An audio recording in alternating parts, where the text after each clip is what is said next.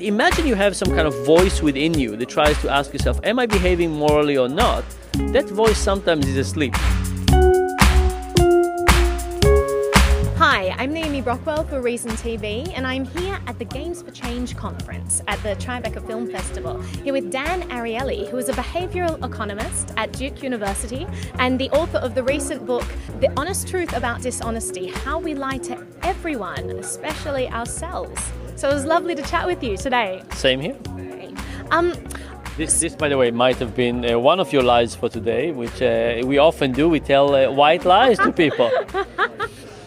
It may or may not be lovely to chat with you today. Who knows? Who knows what the truth is? So tell me a little bit about this contraption that you've built here. This is called a truth box, and you've built it for the conference. Tell me how this works. So this is basically give you a chance for confession. Mm-hmm. So what we ask people to go inside and to tell about a lie that was meaningful in their life, something that they've learned from, thought about, and so on. And we've had some fantastic stories about people doing all kinds of things. And you know, we have this belief that, yes, we're honest and it's other people, but having to face some of your own past and some of the lies that you have told that might have been very uncomfortable, and you can tell a story about this, but why was it interesting and so on, is actually a very interesting process for us as researchers, and I think also cleansing and useful for the people who are participating in it. Everyone considers themselves to be an honest person, but there is that underlying conflict that people have between telling the truth and then wanting to cut corners and get ahead. So which side do you find usually wins out? So here's the thing, there's lots of ways to lie, and the odd thing is that we lie a lot and we think of ourselves as good people. And here's one study. Imagine two people come to a room, they don't know each other, and you say, introduce yourself to the other person. Talk about yourself for 10 minutes. At the end of the 10 minutes, you put them in different rooms, and you say, did you lie? And everybody said, me? Of course not. And they say, luckily we taped everything you've said. Let's play it back to you, sentence by sentence, and tell us whether each sentence is absolutely the truth or not. And at the end of this exercise, people admit to lying 2 to 3 times in 10 minutes. And think about it. In social interactions, do you really want to tell people everything you think about them? Do you really want to portray yourself in the most objective way? So the reality is that we lie a lot, and we recognize it, and much of it is for social lubrication, much of it is white lies, but it sometimes also happens in the workplace. Well, I mean, you did mention in your book that not everyone is like a Bernie Madoff. Not everyone is going to try and get you for all you're worth, but everyone tends to lie a little bit, and those lies accumulate, and they actually can be quite destructive. So what are some ways that you suggest that we can mitigate these lies? We can actually decrease the amount of cheating and lying in our own lives and in the lives of others. So first of all, it turns out that having strict rules really help. Imagine the tax code being very gray or very clear. Think about something like Alcoholics Anonymous. They have a rule that says no drinking whatsoever. What would happen if the rule was half a glass a day max? Right? The glasses would become very big. You would say, I'm not drinking today, I'll drink twice tomorrow. There'll be all kinds of negotiations. And not because we want to cheat other people, it's because we tell ourselves stories that are convenient for us in the short term. The other thing is having some moral reminders. So we do lots of experiments. We tempt people to steal money from us. We get them to do a little test, and then they grade themselves. And they get paid by how much they grade themselves, but we can find out if they graded themselves extra positively compared to what they did.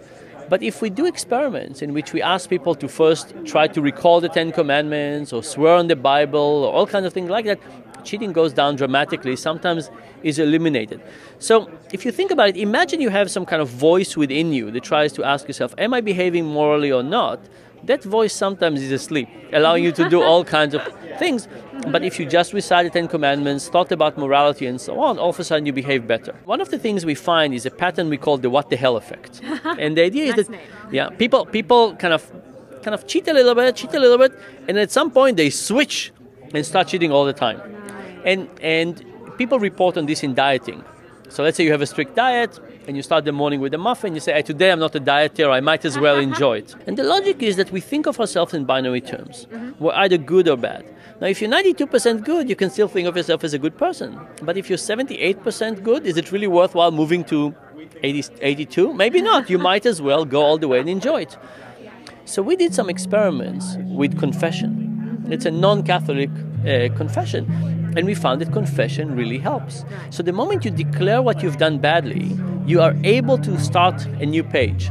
And you can think about the Truth and Reconciliation Act in South Africa as opening a new page. How do you go from apartheid to post-apartheid? There's no smooth transition, but if you stand there and you say, here's all the bad things we've done, and tomorrow we're trying to open a new page, this really helps. And I think we need to think about more mechanisms for that. And then the most important thing is eliminating conflicts of interest. Right. If you like a particular soccer team, and the referee is calling a call against your team, you can't help but think of the referee as evil, vicious, stupid, blind, something like that, because you want to see things in a certain way. So what happened is that we have a motivated cognition. We're able to see, we have tremendous flexibility in how we can see the world. And if we have a conflict of interest, we will see the world in a very different way. Lobbying turns out to be incredibly valuable. Now, why? Because people are cheap.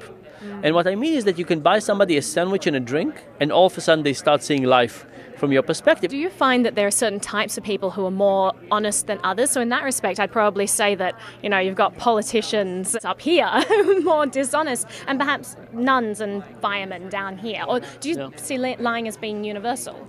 So in general, we find it to be universal. We've tried, first of all, we tried many countries. So we tried China and Israel, we tried Italy, we tried England, of course, we tried Canada. The Canadians always think they're better. They're not. We tried South Africa, we tried Colombia. We tried many countries. We don't find many differences. We also don't find difference with intelligence, with risk-taking. The one thing we do find is that creative people cheat more. Oh, wow. And here's the story. Imagine that it's all about rationalization. You want to look at yourself in the mirror and feel good about it. Mm-hmm. You also want to benefit from cheating. And you cheat a little bit so you can cheat and benefit from it, but still look on yourself in the mirror and feel good about yourself. It's all about telling a story. And if you're creative, you can tell better stories, which means you can cheat a little bit more and still feel good about yourself.